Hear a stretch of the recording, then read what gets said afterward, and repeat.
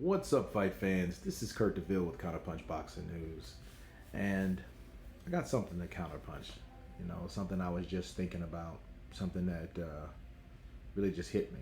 I get random things that come to me every so often, and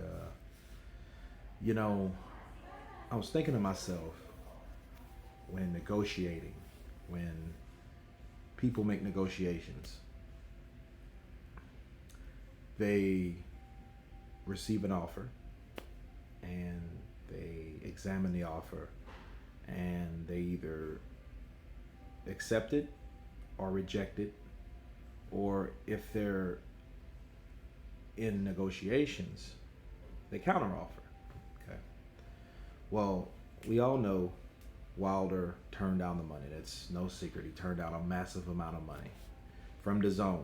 And for people that don't know about DAZN, DAZN is a streaming app that guarantees money to fighters up front instead of the risk and the worry of back end money from pay-per-view on how it produces or what it produces.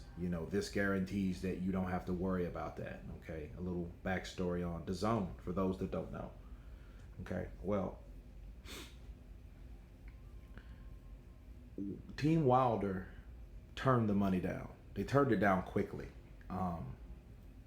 And how they explained it on because they didn't know what Joshua was getting. Okay. Well, if you didn't know what Joshua was getting, that was a big secret. Why didn't you offer or counter offer an amount to DAZN to make a fight? Even if it wasn't that day, you could have still, okay, well, let's make another counteroffer to John Skipper. If it's anywhere of $100 million or more, let's make it for, let's say, $100 million. Because if you are willing to give Joshua $50 million for one fight, what's wrong with giving him $100 million for two fights? You see what I'm saying? So that's $10 more million than Deontay would have received. But then again, who knows? Because it went from 100 million to 120 million. Okay, so maybe he would have got 50 million apiece for both fights, right? So, but the question that hit me was like, well, why wasn't there any counteroffer if that was something that you really wanted to do? If that was a fight you was really interested in, and that's a fight that the fans want to see, everybody wants to see this fight. This fight is the best fight you can possibly make in the sport of boxing at this point of time. Why didn't you repeat the process of what you were trying to do with John Skipper? You didn't need Eddie Hearn. You could have offered, well, we'll offer you guys a certain amount of money, like it's a purse bid at this point. As though it's a purse bid. Well, let's offer Joshua this X amount of dollars to come over here since we don't know what he's going to make. You know what I mean? Give DAZN an opportunity to offer you more money.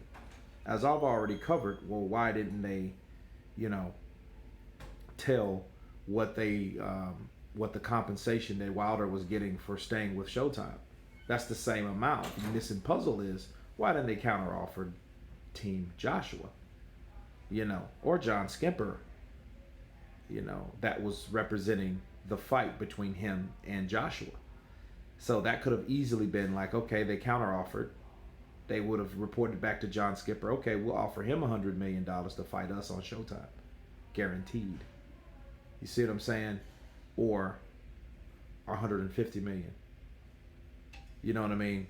And then that would have forced John Skipper to say, well, no, because he's getting a lot more than that. Then they would have at least knew that, okay, Joshua was definitely getting more than us. And that was what their fear was anyway, that they were worried about what Joshua was getting because they feared Joshua was getting more than them. Well, they should have knew that coming up front. They should have knew where and what their position was in coming to the negotiation table from DAZN. You think DAZN is going to give you and Joshua the same amount of money knowing that they backed Joshua and Joshua's fighting on their platform? They couldn't be that naive before going in there. So if that's the case, why didn't they have a counteroffer for themselves? Shelly Finkel and Deontay Wilder You know, Deontay was more like a cheerleader that day when Shelly Finkel was talking and explaining the business at the meeting. And Shelly was saying that, you know, and Deontay, they were saying that they weren't prepared for the questions that we asked them. Well, the questions should be more of negotiation questions instead of instigation questions. So you were trying to inquire what someone else was getting versus what you could possibly get. You know, and then you, of course, if you were serious, if these guys were serious, okay, they would have had a counter offer for Anthony Joshua on their own platform, because these are two different platforms.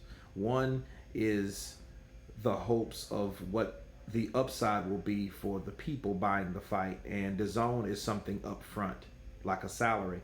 That's the same as somebody having a server job and he could possibly make $300 that night with the tips that he receives or the gratuity versus what you would receive salary wise for a particular event. You know what I mean?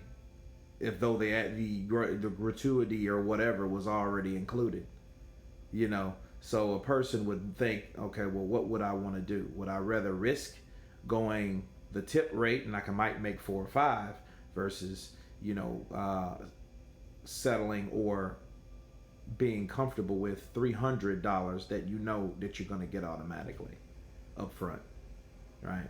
So that's the question you ask yourself. But in this situation, Team Wilder didn't offer any type of counter offer. So when you don't have any counter offer, that shows you weren't prepared or you weren't even planning to even fight Joshua.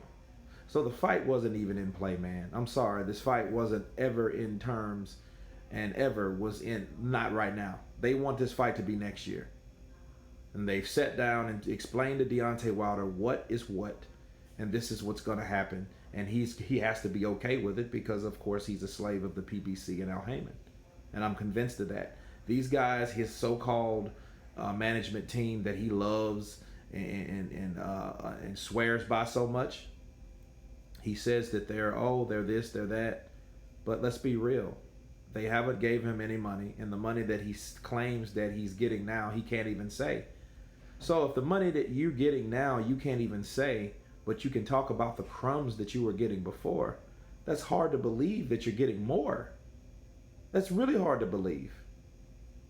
Again, I'm from Missouri. You got to show me. You got to show me that money. So anyway, I just want to run that by you guys, let you know what to think of that. Tell me what you think. Of course, please subscribe, like, share, and comment. You guys can counterpunch. Peace.